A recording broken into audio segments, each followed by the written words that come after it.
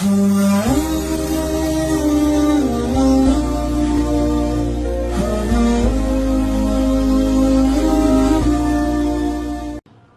anak manusia dari dilahirkan sampai sekolah dan akhirnya sarjana, hidup di kota Makassar, bergaulnya di kota Makassar, hidup sehari-harinya di kota yang ramai ini.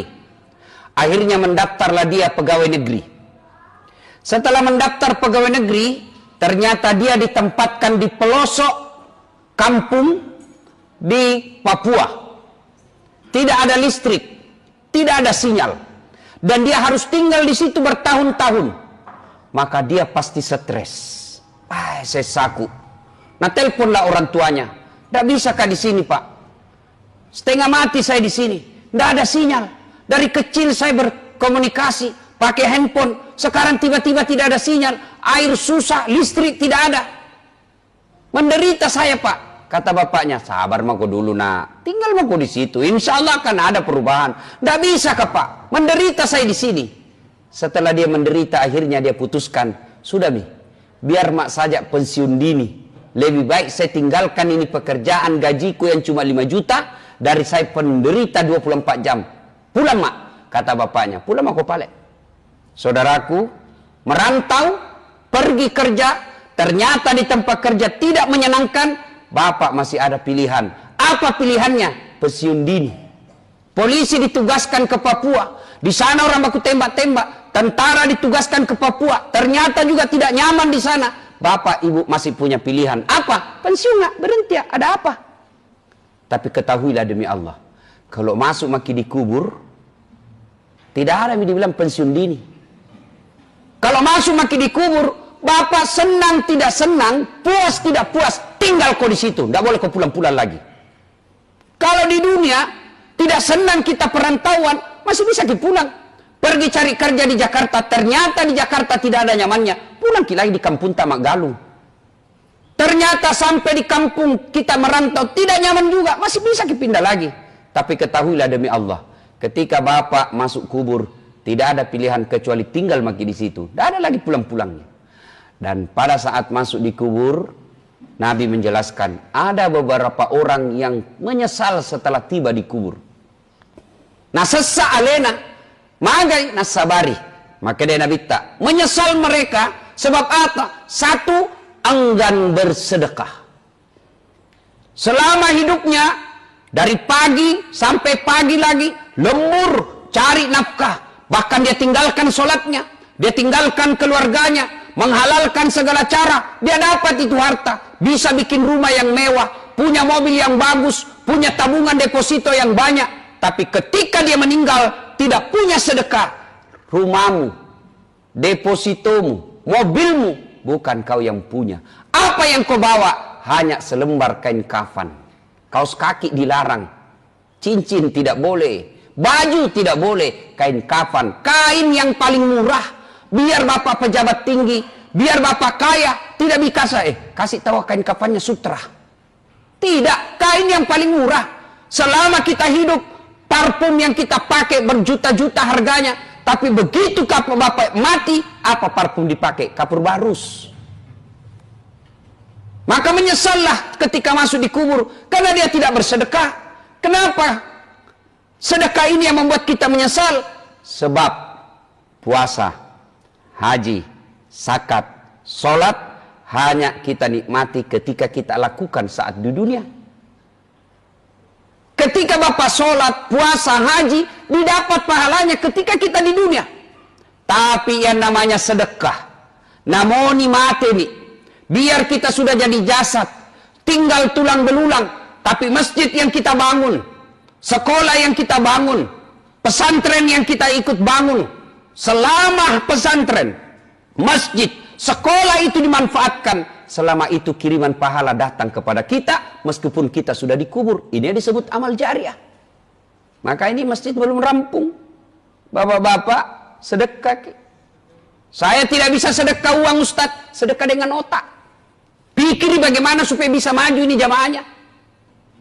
Saya tidak punya otak Ustaz, tapi saya punya tenaga. Pakai tenagamu menolong agama Allah. Jadi kau security, jagai sandalnya orang. Itu sedekahmu. Saya tentara polisi, gunakan tentara polisi untuk memajukan agama Allah, menolong agama Allah. Saya bukan tentara, Ustaz. Tidak tahu nggak pintar, tidak tahu uangku. Apa partisipasiku? Jangan kau banyak bicara. Diam kau saja.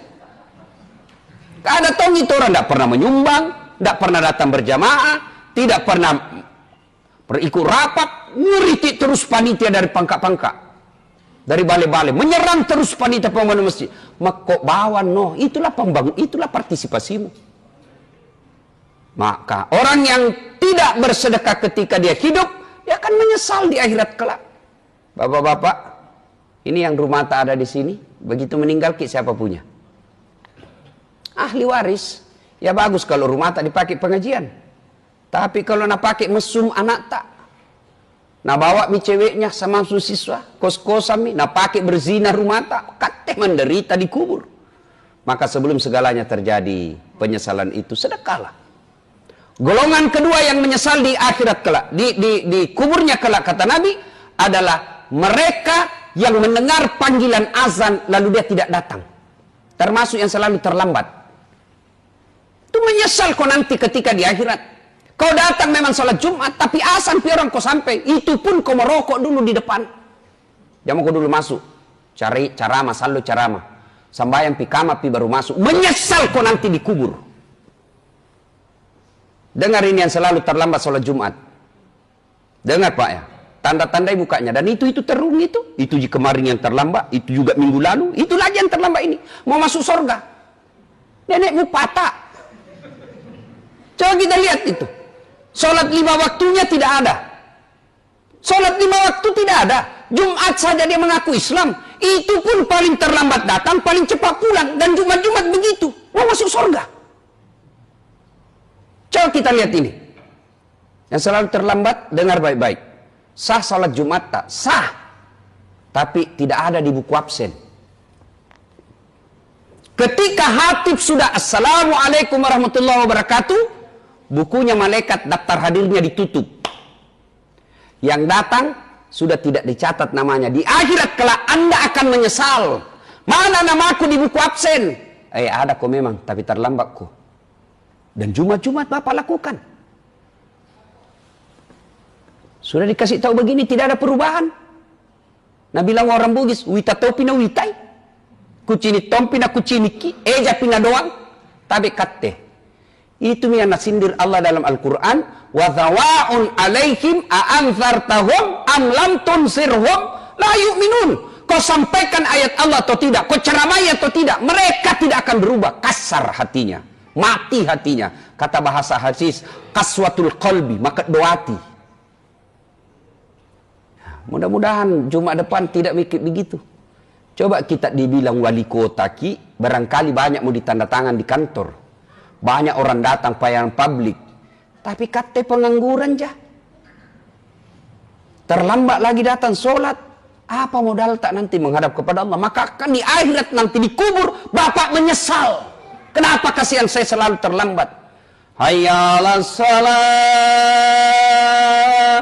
Mari menunaikan sholat. Nabi bilang temannya, pergi masjid. Apa Nabi bilang? Malas kak deh. Kenapa? Itu imam di situ selalu duduk sambayang. Nah, itu. Dia cari pembenaran bagaimana supaya dia tidak datang ke masjid. Anda akan menyesal nanti ketika masuk dalam kubur. Dan pada saat menyesal itu tidak ada lagi. Tidak boleh aku lagi kembali. Beda kalau kita pergi ke kampung. Wah menyesal saya tidak bawa laptop. Masih bisa dikirim panter. Tapi ketika masuk di kubur tidak ada lagi.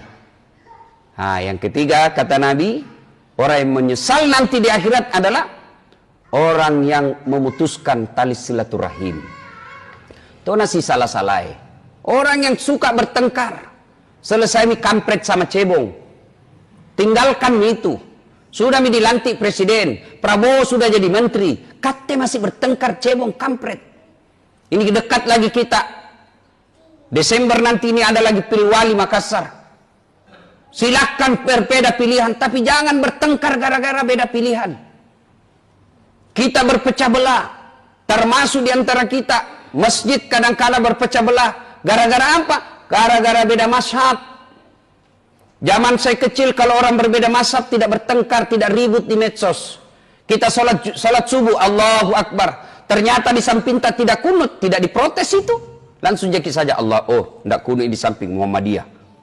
Itu saja dibilang dulu. Sekarang baku maki kita di medsos. Seolah-olah kita beda nabi. Sama kiblat tak, sama akidah tak, sama dua kalimat syahadat tak. Masa gara-gara beda mazhab, beda sudut pandang, kita saling memaki, bahkan akhirnya tidak mau datang ke masjid karena dia tidak setuju dengan pendapat ustadz yang ada di masjid itu. Orang yang memutuskan silaturahim di akhirat kelak akan menyesal. Dan sebelum itu segalanya terjadi, maka penuhi sekarang ini. Kalau bapak yang tadinya malas bersedekah, pulang ke sholat Jumat ini, sedekahlah. Yang selama ini masih selalu terlambat sholat Jumat, minggu depan kita lakukan. Datang lebih awal, selesai sholat Jumat, jangkit juga langsung pulang. Dia mungkin nanti itu yang paling terlambat datang, dia juga itu cepat pulang nanti. Lihat begini ya. Tanda-tanda beda. Itu paling terlambat datang, begitu assalamualaikum langsung lompat. Dia tonji itu. Dan dia lagi minggu depan. Nah, apa susahnya Pak? Kita semua punya masalah. Ketika ada masalah seperti ini, selesai ke salat Jumat, tinggal ke 5 menit. Mengadu kepada Allah. Minta pertolongan kepada Allah. Ya Allah capek makasihan. 3 tahun mak ini jadi sarjana tidak punya kerja. Kau melarang saya menyogok. Kau melarang saya nepotisme, engkau mengharamkan yang dilarang agama. Tapi saya mau kerja ya Allah. Minta pertolonganmu ya Allah. Tidak ada daya dan kekuatan. Kalau engkau menolong saya Allah, tidak ada kekuatan manusia yang bisa menghalangi. Minta nangis kepada Allah. Minta kepada Allah. Sesuai janji Allah. Ud'uni astajib lakum. Mintaku kepada aku. Pasti saya kasih kok. Itu janji Allah. Banyak dosa aku Ustaz. Apa Allah mendengar saya? Banyak dosa tak. Ampunan Allah jauh lebih banyak. Apa Allah tidak mendengar doa orang berdosa? Tidak. Kalau Allah tidak mendengar orang yang berdosa, maka tidak ada doa dikabulkan di dunia. Kenapa? Tanjak-tanjak penuh dosa aja semua ini.